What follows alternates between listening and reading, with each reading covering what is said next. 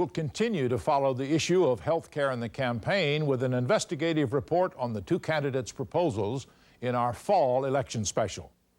In our second report tonight, we take a hard look at a drug that was put on the market in 1947, diethylstilbestrol, DES, prescribed to prevent miscarriage in 5 million pregnant women. Even though some researchers warned as early as 1953 that DES was ineffective, doctors were still prescribing it until 1971, when the news broke that DES was linked to a rare form of vaginal cancer in the daughters of women who took the drug. But in the early 1980s, researchers decided that DES daughters had outgrown their risk of cancer, and medical science closed the book on DES, which is where our story begins, the children of DES. It was last spring, in a meeting at the headquarters of the National Institutes of Health near Washington, D.C., that the children of DES broke the 10-year silence. In 1991, 20 years after the discovery of the link between DES and cancer, young women continue to die from DES-related clear cell cancer. Margaret Lee Braun is a survivor of clear cell cancer and the director of the DES Cancer Network. The full range of DES effects are still unknown. There are still mysteries to solve. In truth, DES is a classic example of a topic that has lost status, while there is still scientific reason to investigate. And I implore you to investigate that which has not been addressed, to attend to a population that should never be forgotten. I urge you to take a leadership role in process. Through the DES Cancer Network, Margaret Braun met another DES daughter, Joyce Tottenham. We met Joyce, her husband Paul, and their daughter Kimberly on a Sunday morning last spring in Houston. In the mid-50s, Joyce's mother, Margaret Stanton, had a series of miscarriages, so her doctor prescribed a medicine to help her have a successful pregnancy. 22 years later, Margaret came across an article in Good Housekeeping magazine. I found one little article, probably 10, 12 lines long, saying that mothers who had taken diethylstilbestrol during pregnancy should warn their daughters that they should be examined, that there could be some side effects. Well, this rang a bell with me, and I checked back, and surely enough, my little record in a drawer somewhere showed me that I did have that word diethylstilbestrol written down, that I had taken it. It was a few months before Joyce's wedding in 1978 when Margaret told her about having taken DES. Joyce went to her doctor. Aside from some reproductive tissue changes, a common problem for DES daughters, the doctor found her healthy. But 2 years later, she had another examination. This time, her doctor called her at work. I managed to get off work and ran down there, and they redid the test. And then the doctor said he'd like to see me in his office afterward and announced that I did have cancer. She had a radical hysterectomy and part of her vagina removed. Like more than 100,000 other DES daughters with infertility problems, the possibility of having her own children was gone. But Joyce and Paul still wanted to have a family, so they adopted Kimberly.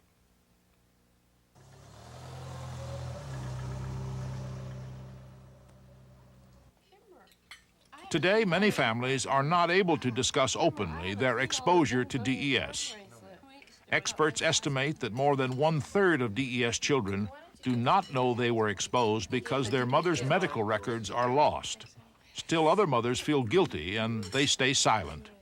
Joyce's older sister, Mary, is also DES exposed, but so far she has no sign of cancer.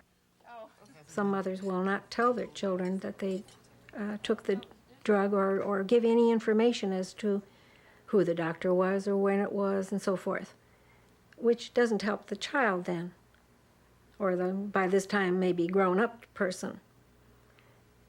And it provides some more tension and resentment in the family, which we don't have.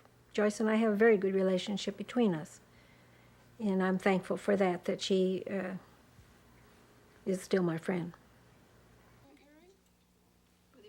For the next 5 years, Joyce seemed healthy. Once we met the 5-year, time period, we thought everything was fine and, we could go on with our lives, and we celebrated the 5 years, and 4 years after the 5 years is when everything started to reoccur. I began to have a strange little pain in my back on the side. And it was kind of strange at first. It kind of felt maybe like a little pulled muscle or a twitch or something, and I kind of laughed it off. But then she began to complain. We'd noticed as we were talking with her, she'd flinch. But Joyce's pain worsened. She tried to find out what was wrong. One doctor decided her symptoms were from stress. Another said she had arthritis. A third diagnosed her pain as constipation. She was devoting a lot of time to travel to Houston to try to find a doctor who would listen to her and not think it was a crazy housewife that just, a chronic complainer. And it was just, a nightmare. There was never, ever a mention made that it could possibly be because of my past history of cancer. And that still puzzles me to this day. What the doctors had failed to find was another tumor, the same type of cancer that Joyce had had 9 years earlier. My prognosis is not good now at all. We have stopped all treatment. My cancer has metastasized to both lungs now. And we tried some chemotherapy for that. And while I was taking the chemotherapy, it still doubled and increased in size. And so to preserve what quality of life I do have, we are not choosing any treatment at this time. After she stopped all treatment, there was only one course left. At Houston's Northwest Cancer Center, Joyce received periodic blood transfusions to help her gain enough strength to live comfortably for a while, to spend time with her family. I just need to shorten this, and then I'll check your vital signs, Joyce. In June of last year, we went with Joyce, Paul, and Kimberly to the clinic. She was concerned that the cancer had spread to a lymph node in her neck. She and Paul wanted her doctor, Mirtha Casimir, to examine the new lump. Well, hello. Hello. Joyce, Paul tells me that there is a lymph node. Well, I don't really know. Let's see. It's right here. I don't know what it is. I just felt it yesterday.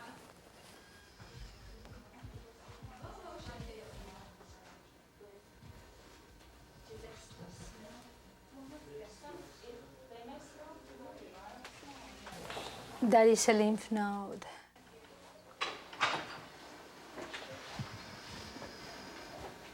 That's what I thought.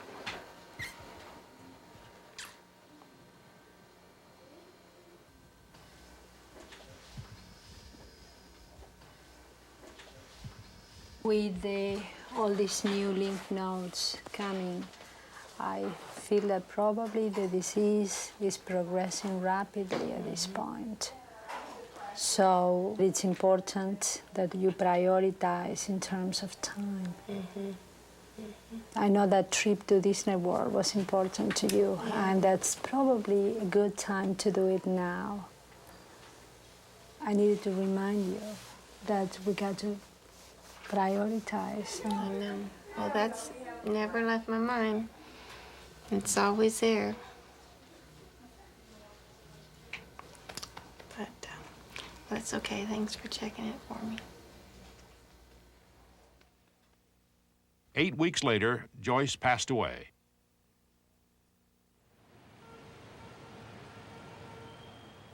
The only long-term records on cases of clear cell cancer are here at the University of Chicago Hospital. The link between DES and cancer was discovered by Dr. Arthur Herbst in 1971. He then started a registry of all cases, but in 1984, federal funding was cut because researchers believed that DES daughters had outgrown their risk. A number of people thought that when somebody hit 25 or 28, that there weren't going to be any more of these cases, and that is obviously not correct. My guess is that in the next couple of years, we're going to hear about somebody who's 43 and 44 and so on and so forth. I think it will continue to occur. Herbst believes the long-term effects of DES are yet unseen and that medical science is being denied crucial information. I'm sure there are many cases out there that we just haven't heard about. And if we had more funding, we would be able to re-announce that we're interested in this, increase our surveillance, increase the intensity of the surveillance. I think we would know more than we know right now. Most recently, Dr. Herbst has initiated a small study of the people exposed to DES who have received the least attention: men. Michael Frelich lives in Cherry Hill, New Jersey. 9 years ago, he was diagnosed with testicular cancer. He wondered if his cancer was linked to his mother taking DES while pregnant. There was no research, so he began writing letters to find out if other DES sons were having problems. I get some of these letters, and I just, you have to cry when you see some of them. These people are reaching out, and they're scared to death because they're afraid that their son's going to die from some cancerous disease, or they're going to get something else, a fertility problem, or because I can't open up a book. I can't open up a book like this and say, hey, you know, DES causes testicular cancer, because we've contacted very few of these 2 million DES sons. So far, DES sons have only each other and what little information they can gather. Hello? Yeah. Hey, friend, He how you works doing? with a handful of other DES sons who are trying to figure out things for themselves. I called you. I got a letter in the mail, you know, DES Sons Network, and there's a woman asking for her husband has something called azoospermia. Have you ever heard of that before? They teach themselves medical terminology and wonder if their cancer and infertility is related to DES. Who knows? There's no research. There's a little research being done right now, but who knows what's going to happen to DES sons 10, 20 years from now. I'm 38. When I hit 48, is something going to hit me that they find out later may be DES related? And there are a lot of us, and we have to contact each other and talk about it and bring it more out in the open. Otherwise, people will continue to say, what is a DES son? So who is responsible for this apparent damage begun 45 years ago and for the lack of research in the intervening years? Between 1947 and 1971, DES was prescribed to an estimated 5 million women. It was manufactured by 250 companies. Approximately 3/4 of all DES sold was made by Eli Lilly. So years later, when the children of DES learned their suffering may have been caused by the drug, they sued. All but a handful of those suits, and there may have been as many as 2,500, were settled out of court. The Eli Lilly company declined our request for an interview, but a spokesperson repeated the company's official position. DES is an effective therapy and does not harm the mother or the fetus. However, it is the Food and Drug Administration and not the drug companies that make the final determination on the safety and effectiveness of all drugs. The commissioner of the FDA is Dr. David Kessler. It's required of manufacturers to report to us any side effects. If we become aware that, in fact, a drug has problems we were not aware, we couldn't become aware of at the time we approved it, then we will make whatever mid-course corrections is necessary. In 1971, the agency made such a correction. A statistically significant association has been reported between maternal ingestion during pregnancy of diethylstilbestrol and the occurrence of vaginal carcinoma. This whole notion that a drug is unsafe until the day we approve it, and all of a sudden on that day we approve it, it becomes safe. That's not the way science works. That's not the way drugs, data evolve. We never have all the information. After a drug is approved, the FDA collects reports of adverse side effects. Their sources are pharmaceutical companies and physicians. Dr. Grant Bagley is a medical officer with the FDA. His responsibility is to educate doctors about FDA policy. He advises them on how to treat DES patients. With proper medical care and obtaining our recommended screening tests that, for example, all women should have, pap smears and routine examinations, those are going to detect the problems we need to know. Here at the Maimonides Medical Center in Brooklyn is one doctor who knows that routine exams are not enough. Good morning. Hi, doctor. How are you today? Good. And you? Okay. How are you? All right. This is Dr. Guzman. Dr. Norma Perez Viridiano has practiced gynecology for 19 years. The residents she supervises get training from her that they don't get in medical school. Each year she sees 1,200 DES patients. Many have severe problems with pregnancy or infertility. It's a little bit distorted. That's from the DES. Some have cancer. Dr. Viridiano teaches her students how to do the proper exams for DES daughters. She tries to detect lumps and uses a special instrument, a colposcope, that allows her to see abnormal tissue. The standard pap smear will not always detect the clear cell cancer linked to DES. I was very wrong. 10 years ago, I think I was one of those doctors who were telling their DES patients that if they were examined and found to have no cancer at that visit, that their chance of developing cancer in the future is almost non-existent. Dr. Viridiano has begun to see patients like Nancy Barron in their late 30s who are being diagnosed with DES-linked cancer more than a decade after the risk was presumed to have passed. I thought it was over. I didn't know, or no one pressed the point on me to be aware that there could be problems later. No one told me. Hi there. It's nice to see you again. I may be misinforming my patients at the present time. While we did not cause the problem as physicians, we contributed to the problem. And I think it's just a moral issue at this point to at least do something. I think this is the worst human experimentation carried out in the last century. And I think it's only just that we do something to help these women. Doctors and their patients have begun to look to Washington for help. This spring, Representative Louise Slaughter of New York brought DES to the table when the House Appropriations Committee held hearings on funding for women's health. We have directed NIH to please do some longitudinal studies on the people who have taken DES. But no studies have been done on this, Mr. Chairman, and since 1983, no information has even been given out. We have a very modest amount of money in this budget. $2 million is all we're asking for a 3-year program of education to try to explain to people what might lie ahead. Representative Patsy Mink of Hawaii also testified. I had been administered for nearly 5 months large excessive doses of DES, and as a consequence, my daughter is a DES victim. I believe that the $2 million that is being sought for in this bill is woefully inadequate. If money is appropriated, the research will be conducted through the National Institutes of Health. Dr. Vivian Pinn is the director of the Office for Research on Women's Health. There were doubts as to whether or not the cancer that we were seeing in these women truly was a result of DES exposure.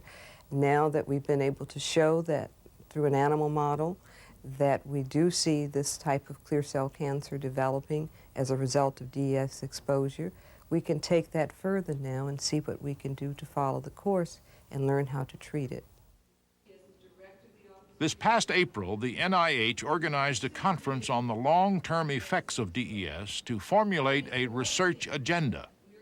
How much we can make up for what has not been done over the past 30 years within the next 6 months, year, 5 years, I'm not sure. But it's a start, and we will do what we can to try to provide those answers. Even though Representative Slaughter has received an outpouring of letters from women and men across the country, she knows that her request will have to compete with other budget priorities. We have to compete with, in post-Cold War world, with building 20 more B-2 bombers. When you realize that $2 million can't be spent on DES research, it's unconscionable. Slaughter expects her bill to come up for a vote in Congress this fall, but she acknowledges that its future is uncertain. As long as there is no funding, there will be no research. If indeed we are not successful in getting NIH to begin to do some research, we just have to start again, and we will. It may be surprising that DES is still being prescribed today for women in menopause and with breast cancer, and as a morning-after pill. It's prescribed for men, too, for prostate cancer. Although the World Health Organization lists DES as a cancer-causing agent, many researchers believe the drug is safe for these purposes. The FDA agrees. We'll be back in a minute with the AIDS report.